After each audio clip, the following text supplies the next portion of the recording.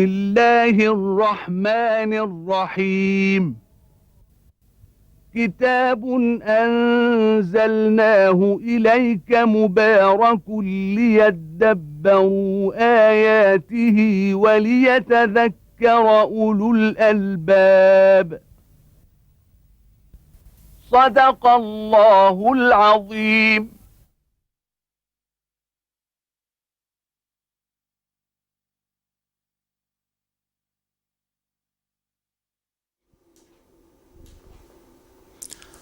الحمد لله رب العالمين، والصلاة والسلام على عبده ورسوله الأمين سيدنا ونبينا محمد وعلى آله وأصحابه ومن اهتدى بهداه وعمل بالسنة إلى يوم الدين.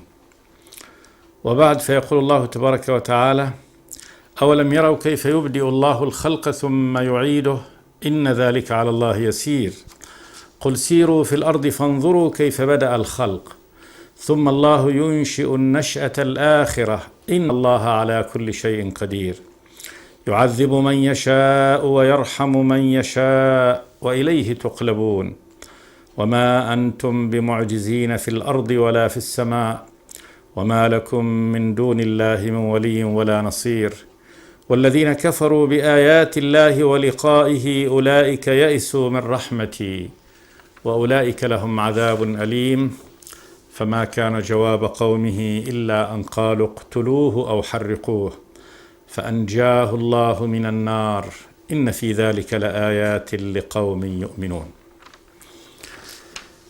الآيات من سورة العنكبوت، وقد مضى أن سورة العنكبوت سورة مكية، وأن موضوعها الرابط الموضوعي فيها هو الفتنة والابتلاء والاختبار، اختبار الله تبارك وتعالى عباده بالقيام بأمره سبحانه وتعالى، وأن الله يختبرهم ليظهر الصادق من الكاذب، وأن الله تبارك وتعالى هذه سنته الجارية في عباده المؤمنين جميعا.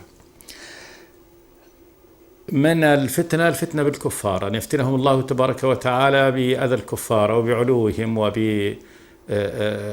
وبمحاولة صدهم إياهم عن طريق الله تبارك وتعالى، وكيف يثبت بعد ذلك أهل الإيمان الصادق ويزل من يزل من أهل النفاق ومن ادعوا أنهم مؤمنين وليسوا بمؤمنين.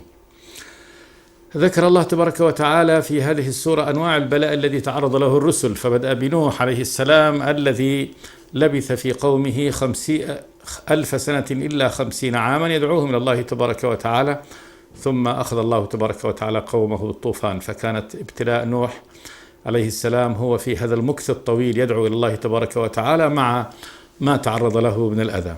ثم ذكر الله بعد نوح إبراهيم، وفصل الله تبارك وتعالى هنا في هذه السورة دعوة إبراهيم لقومه بإرشادهم إلى آيات الله تبارك وتعالى المنظورة في هذا الكون، وكذلك آيات الله تبارك وتعالى المنزلة عليه مما يرشدهم الله تبارك وتعالى فيه إلى طريقه ويعذب خوفهم من عذابه سبحانه وتعالى.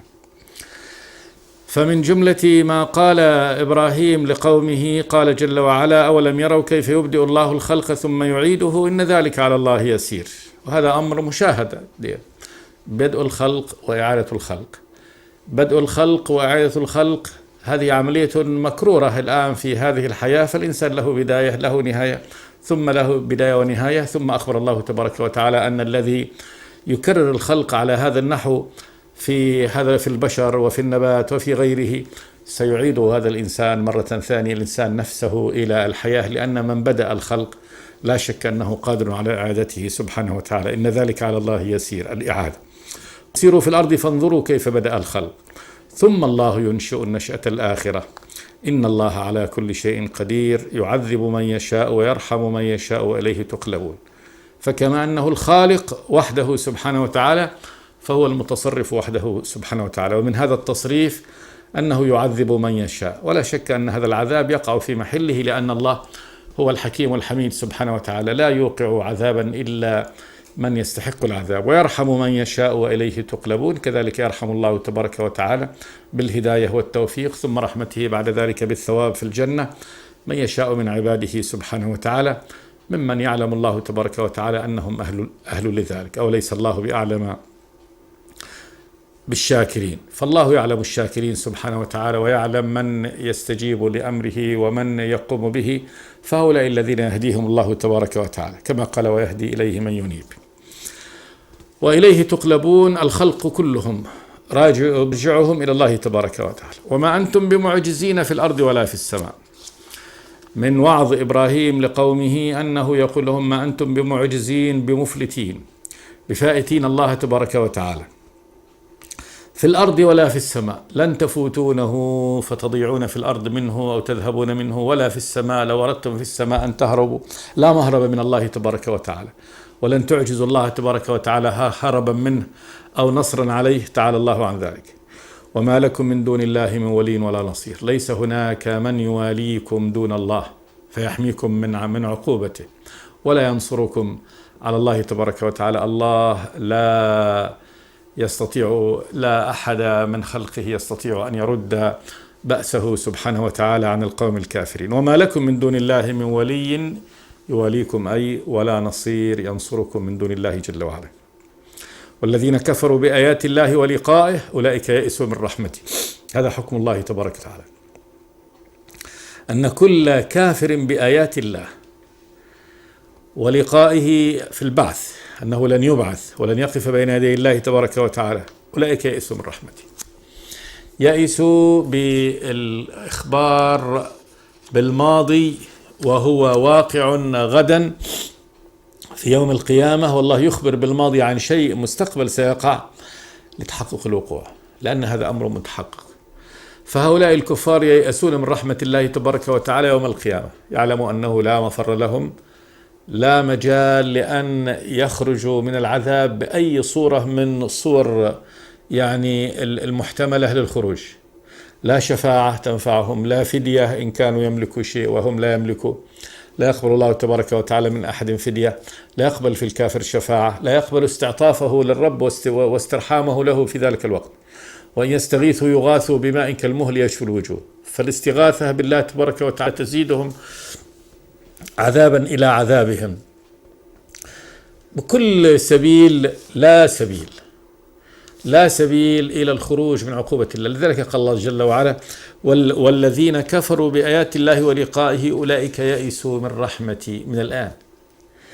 من الآن سيقع منهم غدا، لكنهم ليعلموا أنهم خلاص انتهى رجاؤهم في الله تبارك وتعالى بكفرهم وعنادهم. وأولئك لهم عذاب أليم، حكم الرب تبارك وتعالى لهم عذاب أليم في الآخرة.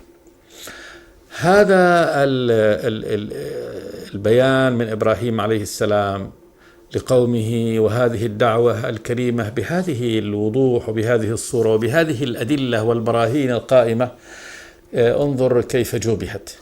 قال جل وعلا فما كان جواب قومه إلا أن قالوا اقتلوه أو حرقوه. هذا الجواب، يعني لا جواب لهم على دعوة نبيهم دعوة رسولهم إبراهيم إلا الأمر أن يأمر بعضهم بعضا وأن يوصي بعضهم بعضا يعني قتله أو تحريقه. اقتلوه قتل بأي صورة أو حرقوه، هذا يعني الأفضل عندهم، لأن بالحريق يذوق آلام أشد في الموت. اقتلوه أو حرقوه، وقد اتفقوا على تحريقه بالنار وجمعوا لذلك يعني حطبهم وأخذوا إبراهيم وقذفوه في النار. قال جل وعلا فأنجاه الله من النار. أنجاه الله من النار، من هذه نارهم هذه التي صنعوها، إذ قال الله تبارك وتعالى قلنا يا نار كوني بردا وسلاما على إبراهيم وأرادوا به كيدا فجعلناهم الأسفلين. فالآيات هنا تصور بشاعة وفظاعة رد الكفار على الأنبياء، وهذا على كل حال ليس خاصا ب يعني قوم إبراهيم، ولكن الكفر كله يعني هذا منطقهم عند الرسل على يعني في ردهم على دعوة الرسل هذا. فقوم إبراهيم ما كان جوابهم عندما رأوا إبراهيم ودعاهم على هذا النحو إلا أن قالوا اقتلوه أو حرقوه. والله تبارك وتعالى لا بد أن ينصر رسله جل وعلا، فنصر عبده ورسوله إبراهيم عليه السلام فأنجاه الله من النار. قال جل وعلا: إن في ذلك لآيات لقوم يؤمنون. إن في ذلك الذي ذكر هذا آيات لقوم يؤمنون، علامات دلالات واضحة. أول شيء على أن الله يبتلي عباده المؤمنين سبحانه وتعالى، وأشد الناس بلاء الأنبياء، كما قال النبي: الأنبياء ثم الأمثل فالأمثل، يبتلى المرء على قدر دينه، فإن كان في دينه شدة زيد له في البلاء. وإبراهيم أبو الأنبياء خليل الرحمن لعله قد كان من أشد الناس بلاء، فإنه المؤمن وحده في ذلك الوقت، كل من حوله من الكفار وهو مؤمن وحده دعا قومه بهذه الدعوة يعني الواضحة النيرة إلى دين الله تبارك وتعالى، وكان هذا رد الجميع وتآلب الجميع عليه وهو وحده، فصمد على هذا وصبر. اختار له قومه أسوأ الميتات، وهو أن يميتوه بالحرق بالنار، وهذا بلاء عظيم. ما عنده أحد، ما أحد يعني حول إبراهيم إلا بس فقط تعلقه بربه سبحانه وتعالى. لذلك عندما ألقي في النار قال: حسبي الله ونعم الوكيل، كافيني الله، الله يكفيني من كل أحد، وكفاه الله تبارك وتعالى. وقاه الله تبارك وتعالى من النار لما قال: حسبي الله ونعم الوكيل. احتسب هذا، حسبي يعني كافيني، ما أحتاج مع الله تبارك وتعالى إلى ناصر بعد الله تبارك وتعالى، فعصمه الله تبارك وتعالى من هذه النار. آية. فالبلاء آية، ينزل بالأنبياء، والأنبياء أشد الناس بلاء. الله تبارك وتعالى لا يخلي عباده. انظر قدرة الرب تبارك وتعالى على إنجاء عبده ورسوله إبراهيم. من هذه الآيات ظلمة قلوب الكفار وإظلام هذه القلوب حتى لا ترى نورا، فالحق تراه باطل والباطل تراه حق. فانظر قوم إبراهيم قد رأوا أن ما هم عليه من هذا الزور والباطل ومن عبادة غير الله تبارك وتعالى هو الحق، وهذا الحق في نظرهم يستحق أن يقوموا معه حتى يعني يريدون أن يطفئوا نور الله تبارك وتعالى، فيلتملأوا على يعني رسولهم ونبيهم الذي يدعوهم دعوة مخلصة إلى الله تبارك وتعالى. انظر ظلمة قلوب الكفار إلى حد نحو. هذه آية من آيات الله، وذلك أن الله تبارك وتعالى يطمس على أبصارهم، فلا يمكن أن يروا النور، يبقى النور أمامهم ساطع أضوأ من ضوء الشمس. يعني آية إبراهيم وأنه رسول الله حقا وصدقا أضوأ من الشمس في ربيعة النهار، ولكن القوم يكفرون ويسيرون في هذا الكفر. كذلك هذه آية من آيات الله تبارك وتعالى أن الله يضل من يشاء سبحانه وتعالى، وأن الضلال عندما يكون على هذا النحو بختم قلب وبإذهاب عقل فإنه لا ينفعه لا بصره ولا سمعه ولا ينفعه قلبه. الأمر الآخر أن الله تبارك وتعالى مبلغ أمره، أمر الله تبارك وتعالى لا بد أن يبلغ، وأن البشر لو اجتمعوا على أن يعني يحولوا بين ظهور أمر الله تبارك وتعالى بين أمر الله والظهور لا يمكن، فلا بد أن يسير أمر الله تبارك وتعالى، ولذلك نصر الله عبده وأقام الحج عليهم. فيها آيات عظيمة، يعني في قصة إبراهيم آيات عظيمة، فأنجاه الله من النار، إن في ذلك لآيات لقوم يؤمنون. وقال إبراهيم بعد هذا: إنما اتخذتم من دون الله أوثانا مودة بينكم في الحياة الدنيا، ثم يوم القيامة يكفر بعضكم ببعض ويلعن بعضكم بعضا ومأواكم النار وما لكم من ناصرين. وقال إبراهيم عليه السلام: إنما اتخذتم من دون الله أوثانا. شنو اللي بتعبدوه من دون الله؟ ما الذي تعبدونه من دون الله؟ أوثان. إنما بالحصر اتخذتم يعني لكم آلهة تعبدونها من دون الله، من دون الله أوثانا، من دون الله غير الله الذي يجب أن يعبد وحده سبحانه وتعالى، ولكنه اتخذتم من دونه أوثان. الوثن كل ما يعبد من صورة أو نصب أو تمثال أو شجرة، كل شيء يعبد، شجرا كان حجرا يد. فهذا وثن، اتخذ أي شيء من هذا وثن يعبد. كما قال النبي العدي بن حاتم لما جاءه ودخل وهو معلق الصليب في صدره، فقال له: يا عدي انزع عنك هذا الوثن. قال له: هذا وثن، هذا الذي علقته في صدرك وهو الصليب. قال له: انزع عنك هذا الوثن، بعد أن دعاه الإسلام. فوثن إيش تعبد؟ ما الذي يعبده؟ فكل ما ينصب من صورة، سواء كانت صورة لمخلوق موجود أو صورة متخيلة لأي من المخلوقات، مخلوق موجود كصورة لرجل أو صورة لكلب أو صورة للصقر أو صورة لغيرها طيور أو حيوانات، أو صورة مما يسمونه للملائكة، لم يروا الملائكة ولكنهم يصورونهم بالتخيل، أو صورة لما ليس له صورة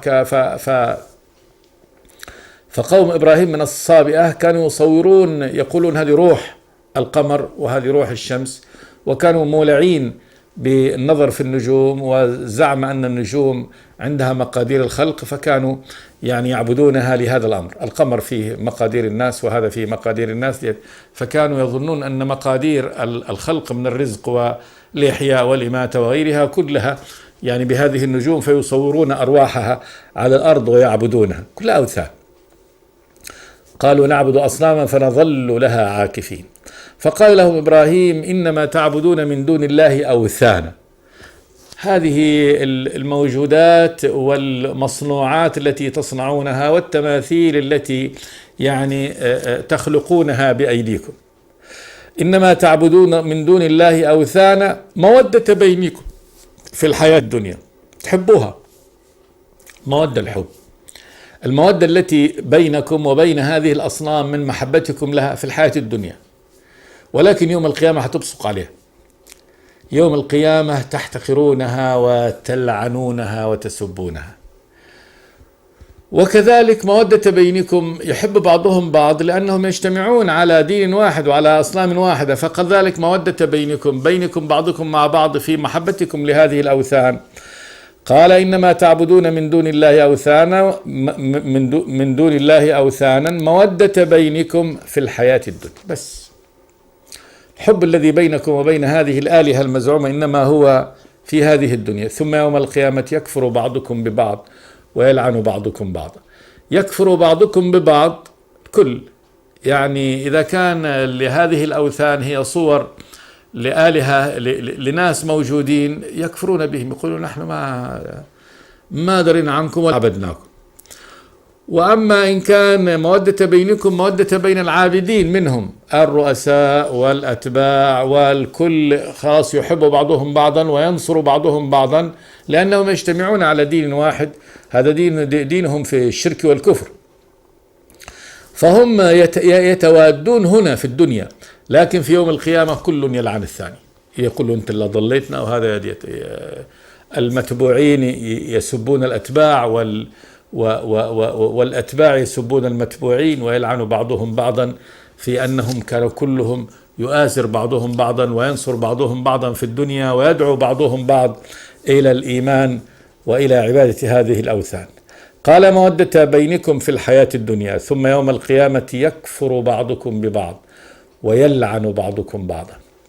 اللعن هو الطرد من الرحمة، يعني يطلبون من الله تبارك وتعالى أن يطرد الآخرين من رحمته. ومأواكم النار وما لكم من ناصرين.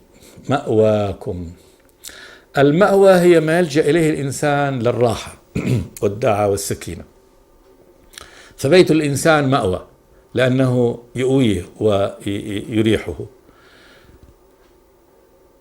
هنا مأواكم النار بمعنى أنه ملجأكم، ليس لكم مستقر غيره، والنار هي ليست مأوى، وإنما النار دار عذاب، لكن هذا خلاص هو المستقر.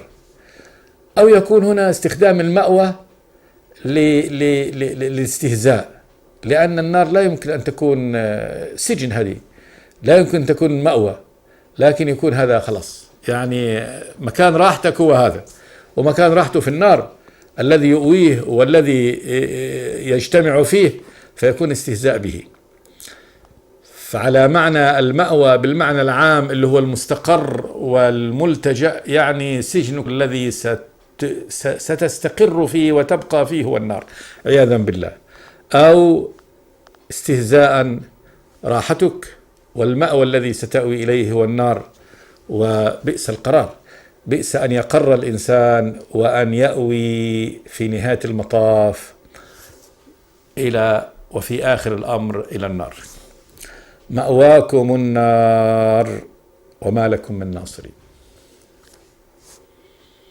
ما لكم من ناصرين، ليس لكم هناك من ينصركم من دون الله تبارك وتعالى.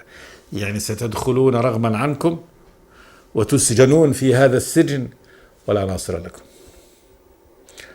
الآلهة التي عبدتموها من دون الله يعني تلعنكم وتلعنونها، والرؤساء والأتباع كل يلعن بعضهم بعضا، كلما دخلت أمة لعنت أختها، وليس هناك ناصر ينصركم من دون الله تبارك وتعالى. ما أحد يقف معكم، لا ملائكة ولا آلهتكم، ولا هناك من يدفع عنكم بأس الرب سبحانه وتعالى.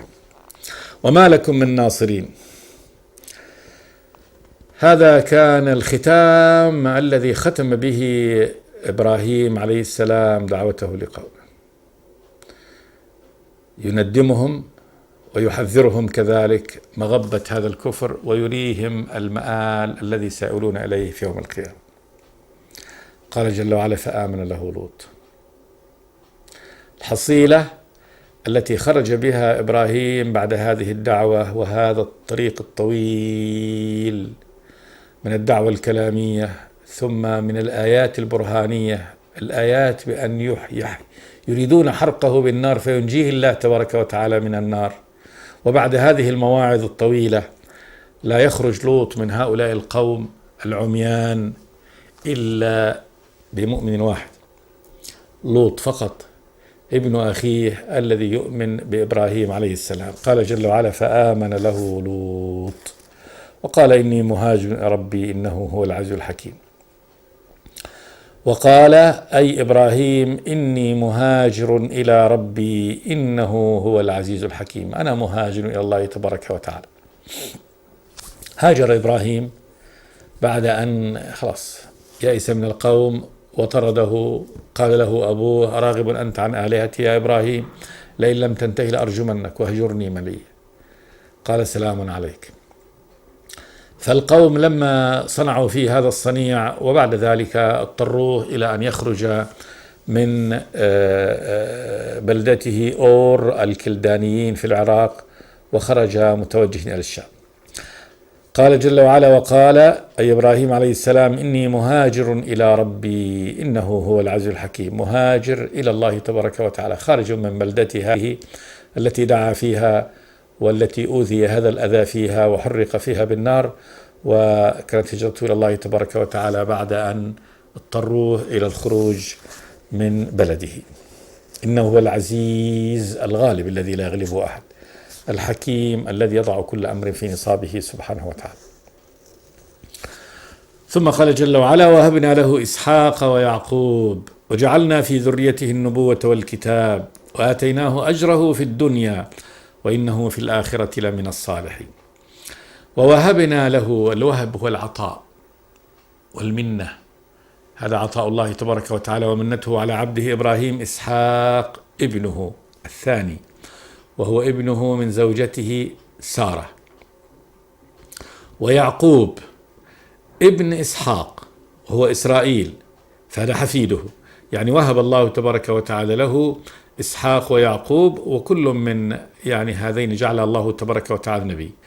وجعلنا في ذريته النبوة والكتاب، جعل الله تبارك وتعالى في ذريته، في ذرية إبراهيم النبوة والكتاب. جعل الله كل الأنبياء بعد ذلك إنما هم من ذرية إبراهيم، يرجعون إلى إبراهيم. لم يأتي نبي بعد إبراهيم إلا وهو من نسل إبراهيم، من فرعه الأول إسماعيل عليه السلام. فأول ولد ولد لإبراهيم بكره هو إسماعيل، وولد من هاجر المصرية، ثم رزقه الله تبارك وتعالى إسحاق وهو من زوجته سارة. ومن النسل الأول اللي هو إسماعيل أتى النبي الخاتم للرسل كلهم، وهو محمد بن عبد الله صلوات الله والسلام عليه. فنبينا محمد من عدنان، وعدنان من ولد إسماعيل قطعا، فهؤلاء فهذا يعني إسماعيل ومحمد صلوات الله والسلام عليه. ومن الفرع الآخر فرع إسحاق كان هناك يعقوب، ويعقوب يعني كان منهم الأسباط ومنهم الأنبياء، وتسلسل الأنبياء في هذا الفرع بني أولاد يعقوب بني إسرائيل، إلى كان آخر نبي من أنبيائهم هو عيسى ابن مريم عليه السلام. عيسى من نسل داود النبي، وداود من نسل إسرائيل. آخر نبي كان هو عيسى، وليس بين عيسى وبين النبي محمد نبي. فعيسى آخر نبي أرسله الله تبارك وتعالى في بني إسرائيل. كل هؤلاء الأنبياء كانوا من نسل إبراهيم عليه السلام. وجعلنا في ذريته النبوة والكتاب. النبوة أن ينبئهم الله تبارك وتعالى، والكتاب الذي يتوارثوه، كما أصبحت التوراة هي الكتاب المتوارث بعد موسى إلى عيسى عليه السلام. فعيسى كتابه التوراة وشريعته هي التوراة. ثم إن الله تبارك وتعالى نقل النبوة بعد ذلك إلى الفرع الثاني إلى محمد صلوات الله وسلامه عليه. قال جل وعلا: وآتيناه أجره في الدنيا. آتيناه أعطيناه أجره على يعني ما قام به من الدعوة إلى الله تبارك وتعالى والرسالة وإقامة الحجة لله على عباده والصبر في سبيل ذلك. آتاه الله تبارك وتعالى أجره في الدنيا. وهذا فيه بيان لا شك أن نعم الله تبارك وتعالى، لا شك أنه لا يمكن مهما قام الإنسان بعمل فإنه لا يكافئ نعم الله تبارك وتعالى في الدنيا. فنعم الله تبارك وتعالى العبد في الدنيا من السمع والبصر والفؤاد والقوة والرزق الذي يؤتيه وما يهبه من النعم الظاهرة والباطنة، لا شك أنها خير من عمل الإنسان. نعم الله تبارك وتعالى أكبر من عمل الإنسان مهما كان عمل الإنسان. وهذا الرسل هذا أعلى بلاء ابتلى الله تبارك وتعالى به عبد بلاء إبراهيم. وإذ ابتلى إبراهيم ربه بكلمات فأتمهن. وقال الله إبراهيم الذي وفى كل ما أمره الله تبارك وتعالى به. فهذا وأخذ أجره في الدنيا، النعم التي أنعم الله تبارك وتعالى بها عليه وما أغدق عليه من هذه النعم الدنيا، فهذه يعني هي مقابل الأجر. وإنه في الآخرة لمن الصالحين. والآخرة الثواب في الآخرة والجنة في الآخرة ليست يعني ثمنا للعمل، وإنما هذه عطاء من الله تبارك وتعالى. الجنة هذه عطاء من الله، ولا يمكن أن تكون ثمنا لأي عمل، لأنه مهما كان عمل الإنسان فإنه لا يساوي يعني جزء صغير جدا من الجنة. الجنة عطاء من الله تبارك وتعالى، وهذا فضل وإحسان منه سبحانه وتعالى، ليست ثمن مكافئ لما يقوم به العبد من عمل صالح في هذه الدنيا. وآتيناه أجره في الدنيا وإنه في الآخرة لمن الصالحين. وكذلك قول الله تبارك وتعالى: وإنه في الآخرة لمن الصالحين. هذا فيه بيان لقيمة الصلاح. إذا كان إبراهيم الذي كان على هذا يعني الأفق العالي من الإيمان والتقوى والتحمل والرسالة، هو في النهاية يعني معدود في الصالحين. فإذا العبد إذا كان عبدا صالحا فلا شك أنها رتبة عظيمة أن يكون الإنسان من عباد الله تبارك وتعالى الصالحين. وإنه في الآخرة لمن الصالحين. فهذا فضل الله تبارك وتعالى وإحسانه على هذا العبد. هذا الآيات هنا في هذه سياق سورة العنكبوت أو سورة الفتنة والابتلاء والاختبار، بيان هنا بالنسبة لإبراهيم عليه السلام. انظر ما قام به، وانظر أن أيضا يعني أن تأكيد من أنه مهما قام الإنسان بعمل فإن نعمة الله تبارك وتعالى عليه أكبر من عمله الذي يقوم. وآتيناه أجره في الدنيا وإنه في الآخرة لمن الصالحين. ثم ذكر الله تبارك وتعالى بعد ذلك لوط الذي آمن وخرج من قريته مع إبراهيم. قال ولوطا إذ قال لقومه إنكم لتأتون الفاحشة ما سبقكم بها من أحد من العالمين أئنكم لتأتون الرجال وتقطعون السبيل وتأتون في ناديكم المنكر فما كان جواب قومه إلا أن قالوا ائتنا بعذاب الله إن كنت من الصادقين. مع هذه الآيات إن شاء الله في الحلقة الآتية. استغفر الله لي ولكم من كل ذنب. بسم الله الرحمن الرحيم. كتاب أنزلناه إليك مبارك ليدبروا آياته وليتذكر أولو الألباب. صدق الله العظيم.